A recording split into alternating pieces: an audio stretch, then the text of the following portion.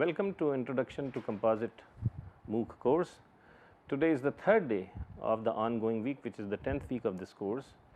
And yesterday we had introduced a new topic, and the topic was that what kind of relationship exists between the stress vector, which is sigma x, sigma y and tau xy, and the strain vector referred to with respect to extant directions, and what is the nature of the q bar matrix. So, this is the relation we want to develop, and we want to somehow relate this q bar matrix to the q matrix, because we can very easily calculate the q matrix q11 in terms of engineering constants. So, is there a way we can calculate q bar in terms of q, because if we can do that calculation, then I can also calculate this q bar matrix in terms of all the engineering constants. So, this is what we want to accomplish, and to start with, let us look at. So, we know that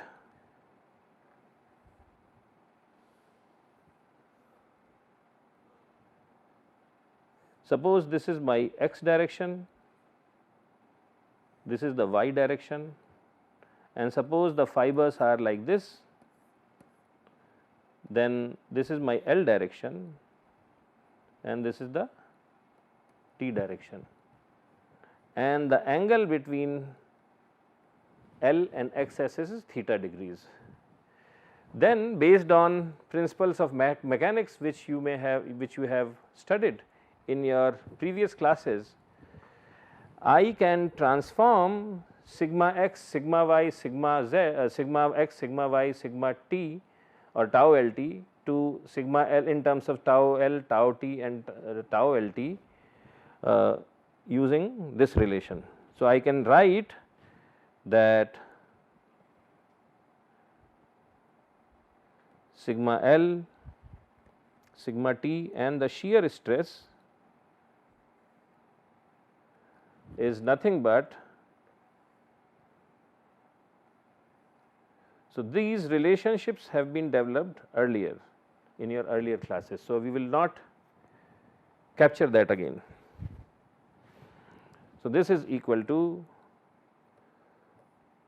a 3 by 3 matrix multiplied by this stress vector sigma x, sigma y and tau xy, and the elements of this matrix are c square, s square, plus 2 s c, s square, c square minus 2 s c, then I have s c, s c and c square minus s square. And what is c square? So, c square means cosine square theta, s square means sine square theta, and same thing, s means sine theta and c means cosine theta. So, the point is, if I know sigma x, sigma y, tau xy, then I can calculate sigma L, sigma t and tau lt if theta is known. Okay. I can calculate these things. So, we will abbreviate this matrix and we will call it a matrix T1, just a symbol, so that we do not have to write these 3 by 3 relations again and again. So, in brief, I can write sigma when measured with respect to LT axis is equal to a transformation matrix T1 times the sigma matrix when measured in xy coordinate system. Okay. So, this is equation 1. Similarly,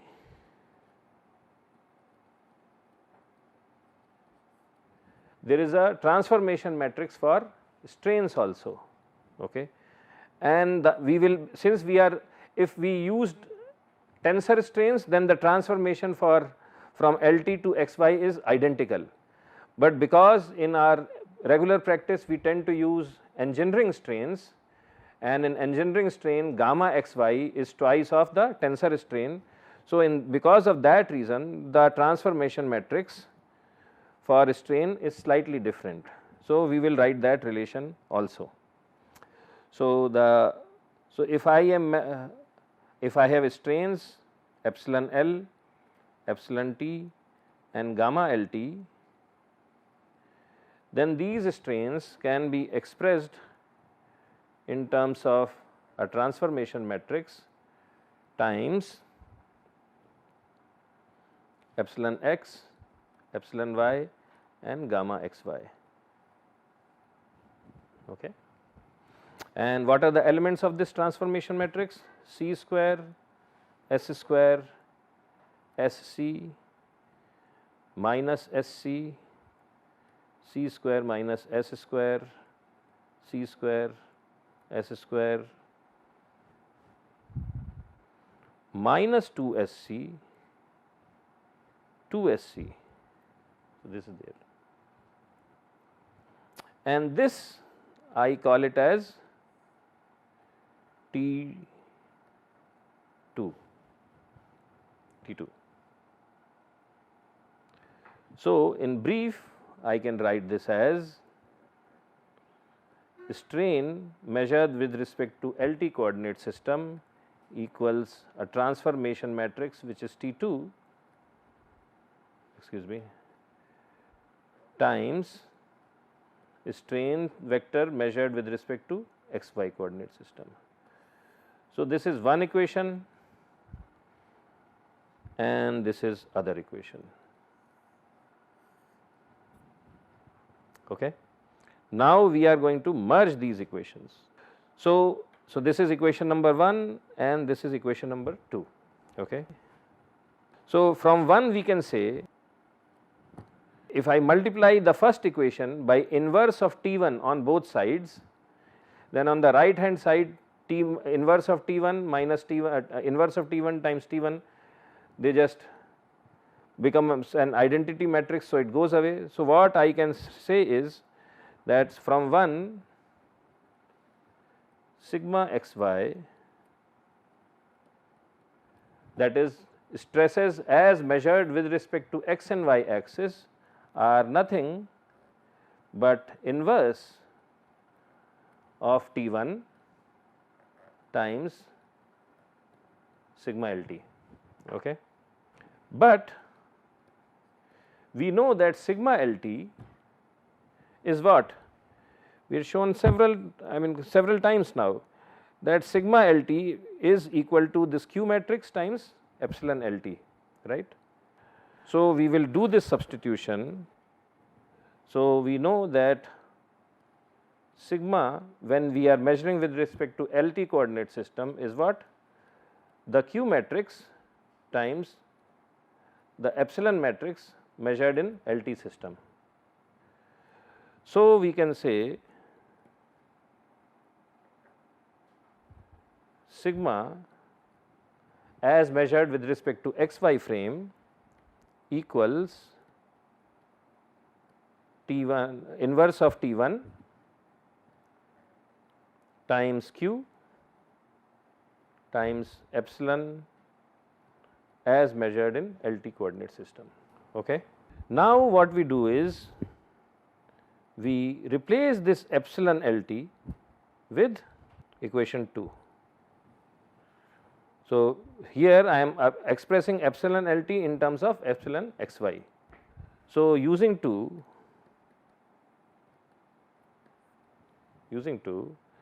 we get sigma xy equals T inverse 1 times Q T inverse no T. So, epsilon LT is what? T2 times epsilon xy. Okay. So, this is there. So, this is equation 3. We finally note that this is a 2 by 2 matrix. Oh, I am sorry, 3 by 3. This is the 3 by 3. This is the 3 by 3. And this is a 3 by 1. So, I can combine all these 3 by 3 matrices into one, and I call this combo as Q bar. Okay.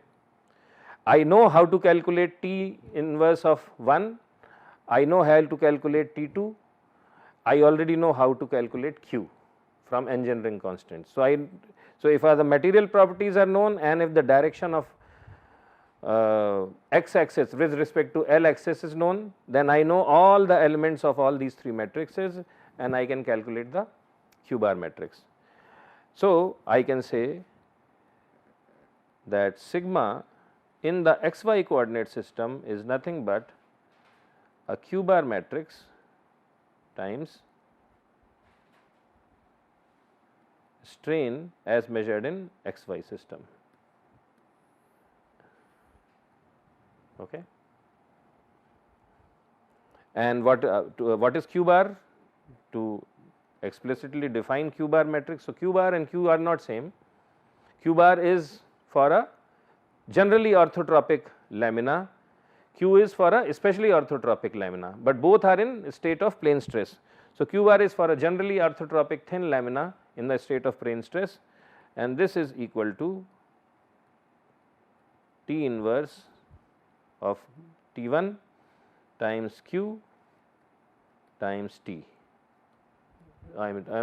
So, inverse of T1 times Q times T2. So, this is again a 3 by 3 matrix, but it is a little different in terms of when we compare it to Q matrix. So, this is a 3 by 3 matrix, and if I want to express it in for using it all its elements, it is a fully populated matrix. So, the Q matrix, if you remember, is not fully populated. Why? Because these 2 elements are 0 and these 2 elements are 0. And what that means is that the extensional stresses and the shear strains are not coupled, and similarly the shear stress is not coupled with extensional strains, because these terms are 0. The Q matrix is not fully populated, but the Q bar matrix in general is fully populated, and we will write down their numbers. So, it is Q11, Q12, and the last element is called Q16. It is just a convention, so we do not have to worry too much about it. Last element is called Q16. Second row Q12, Q22 and Q26, and Q16, Q26 and Q66, and this is a Q bar matrix. So, every element has a bar on it. So, this is very important, otherwise it will create confusion. So, it is a fully populated matrix, Q11 bar, Q12 bar, Q16 bar, Q12 bar, Q22 bar, Q26 bar, Q16 bar, Q26 bar and Q66 bar. So, if we use this matrix to connect the stresses and strains, then we have this relation sigma x, sigma y, tau xy equals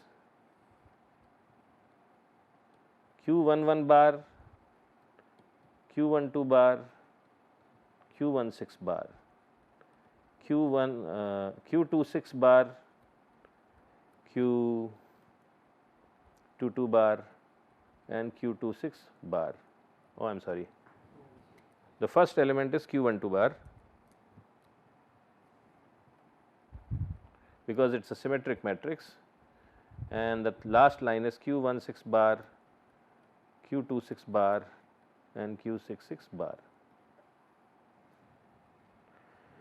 times the appropriate strains. So, appropriate strains are epsilon x, epsilon y and the shear strain gamma xy.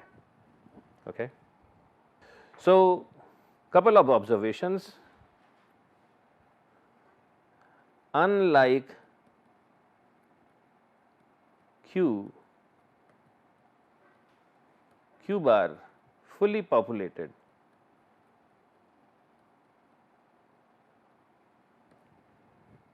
Unlike q, q bar is fully populated.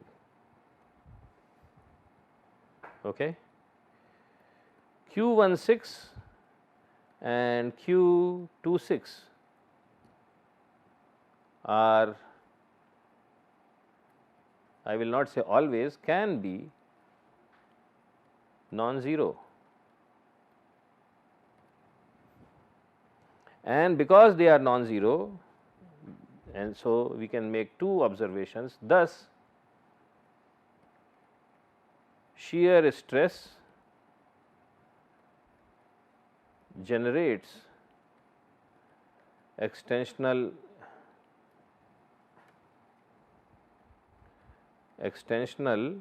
strain and vice versa, and further extensional stress generates shear strain and vice versa.